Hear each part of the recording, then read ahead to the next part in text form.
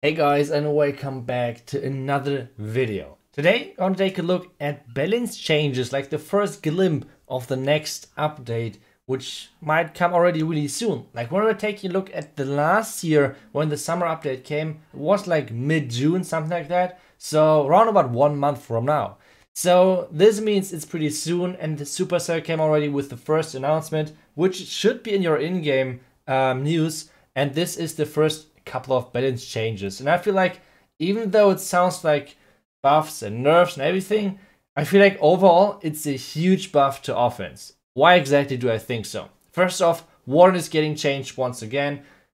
Still, there's a lot of problems with the Warden. Looking forward to try this new Warden. I mean, let's see if it's better or worse. One thing which I like is that the Warden is not that likely anymore to follow dragons. I think especially in like Suilalo attacks, for example, where like one dragon is like luring the Warden over to, I don't know, like to nothing. Instead, there are like 20 loons which are getting completely ignored. So that might be a good thing. Less likely to follow P.E.K.K.A.s. Well, I don't know. I'm not using too many P.E.K.K.A.s, so I don't know.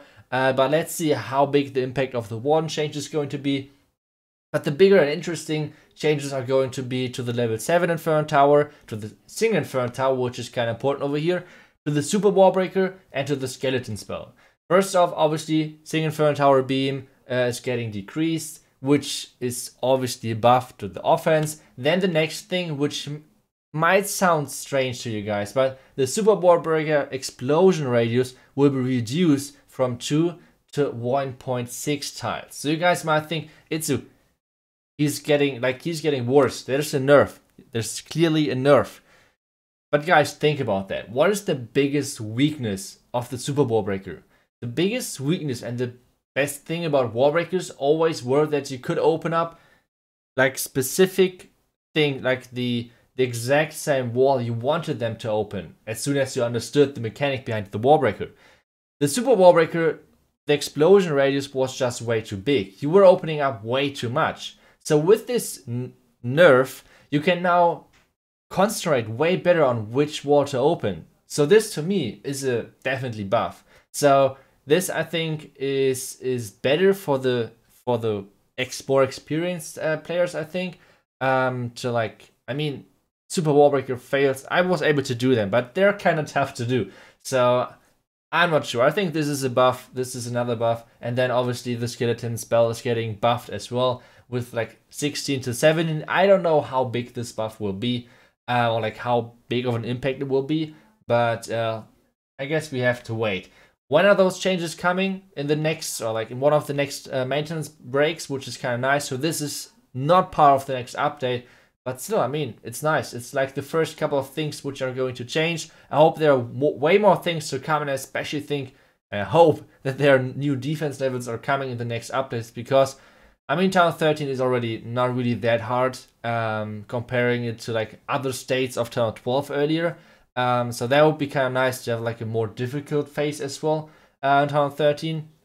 That would be appreciated. I think a lot of other players can think about that too. Obviously, there are other players who like the easier stuff right now. But either way, if there's one thing which you guys could change as well, what would it be? Like, if there's one balance thing which you could change, what would be those, like, what would be this one balance change? That would be kind of nice thing to ask for you guys. If I have to think about, I think one level I would appreciate highly is one hound level. I feel like even though Lalo is coming back right now, I feel like this one hound level is needed. Would be kind of nice to have that. But yeah, I think that would be one thing which if I have one change right now, I think that might be the change I would go for. What would be your changes? That would be kind of nice to hear. But yeah, so the rest of the video, what we want to do is, there was a war going on for Tribe, or like we are using right now the Clan Tribe Academy. The reason behind that is it's just like a group of friends with like Eve, Jack, me, the King, and Yokamura and Wasman. So we play like in what is it, like a league over there, and this was like one of the playoff matches, I think. So it was kind of nice match, and always cool to play with some friends, and we did pretty good. So let's check out some of the war attacks. And Wasman was the first one to go in. And oh boy, this dirty E-Drag spammer. Get it out of here. No, I'm kidding, I'm kidding. So sometimes, especially in the current meta, I feel like bases are more going to try to defend against the Yeti Smash.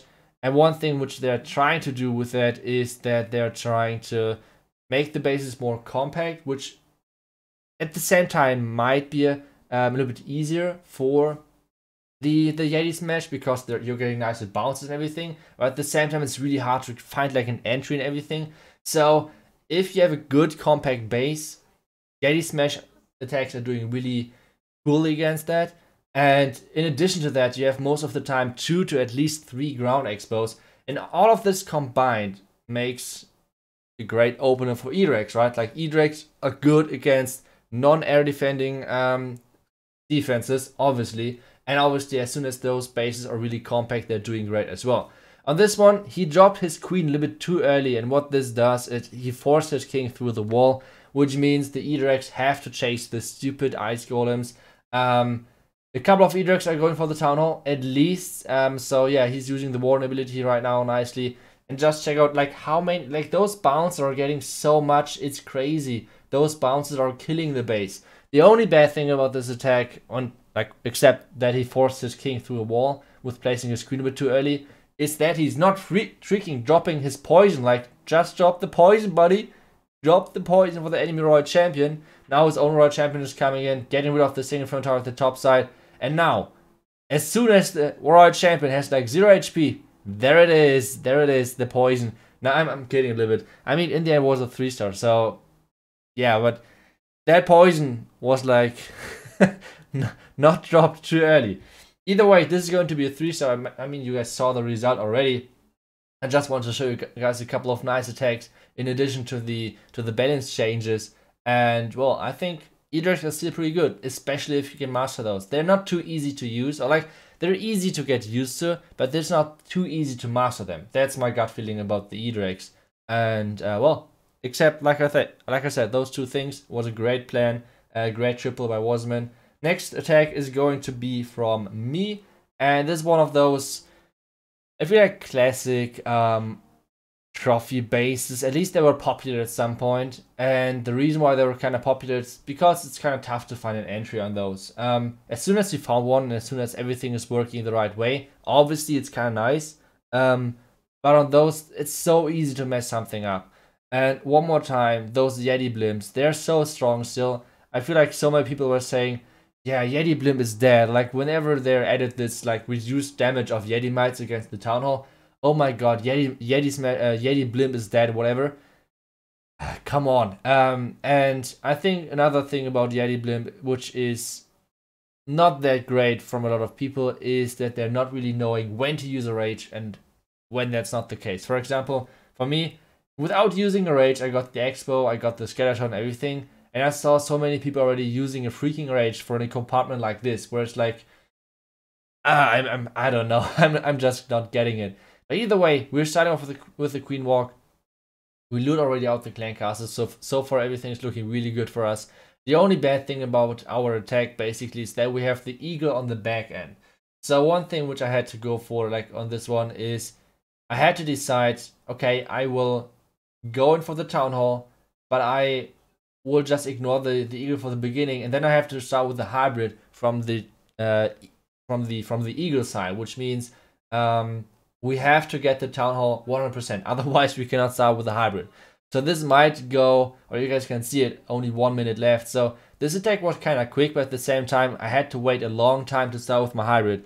You guys can see as soon as my queen is going for the town hall, I started with my king. Now the hybrid is coming in. Queen is dying, sadly, because I thought I dropped the freeze for the enemy single front tower, but actually I didn't, so that's kind of unfortunate. I did not drop the royal champ to the hybrid. I placed her on the outside for the scatter shot, because the scatter shot is annoying and it's like there and everything. But yeah, there are a couple of spring traps, but those spring traps are mainly placed against Yeti Smash entries. So this means my troops just don't die. Even though you guys can see there are a couple of spring traps, but they're not really placed well. So this means that all of my troops are just staying alive. There are no, I think so far my royal champion triggered 1 or 2 spring traps, and not a single troop of mine actually got springtrapped away, which isn't a bad sign for those springtraps. So I don't know. Either way, this is a huge overkill, and this means this is going to be our second triple. And they had two really similar bases, and I was like kind of the first guy who had to go in, and EveCheck was the guy who was cleaning up the second base with the exact same approach. So he did basically the same with the Yeti blimp at the top side, but on this base you were not able to lure the clan castle out. Like, that was not really possible. So he had to kind of approach the clan castle a little later. Or the other option for him was to have like the Yeti blimp getting opened way later. So if you check out the clan castle range, let's see. He's waiting super long. Like, I mean, normally you try to open up the Yeti blimp a little earlier to hit those buildings as well in the beginning, like those couple of them. But instead he tried to have the Yeti blimp as far deep into the base to lure the clan castle out as early as possible. That's the reason why he didn't drop the Yeti blimp, or like why he didn't open the Yeti blimp too early. So that was nicely done. And now the Tesla farm is coming up. So this is something of a mess, because he wanted to wall break into the scattershot compartment, like not over here, but he wanted to wall break in over here. The reason behind that is like the difference in between of this base and the base which I just attacked is this scattershot placement. The scattershot is not reachable from this compartment, which means the healers and the queen would have taken all the time damage of the scattershot. So he has to charge in over here. So what is he doing? He's trying to charge in over here and get to this point, because from this point over here he can reach the eagle, and that's kind of the key thing which he's waiting for. So thank you for all the messages, thank you. And this is what he's waiting for. And yeah, but instead of going for this bomb tower, the queen is just like, nah, I'm going for the expos, which isn't too bad either. But it was kind of surprising when we saw that during the live attack, because the queen was like here and she's not going. I don't know, like sometimes those queens are strange. But either way, the queen is doing a great job, and she's taking care actually of every single expo in the core and creating really nice pathing for him as well. So now freezing the scattershot and the royal champion together, perfectly placed freeze over there. Now the queen is going for the scattershot. After that, the queen will go through the wall to the eagle. So even though the queen was doing some strange things, she's doing some great things right now. So that was kind of nice. One last CS spell, royal champion ability, and the free spell for the single firm tower to make sure that she's staying alive, which is great. Now the eagle is dead. Now the next bomb tower is dead. So this is a great attack. Queen was a bit strange, but either way it worked. Nice split of the last couple of loons. So this is going to be the last triple of the war and the last attack for this video.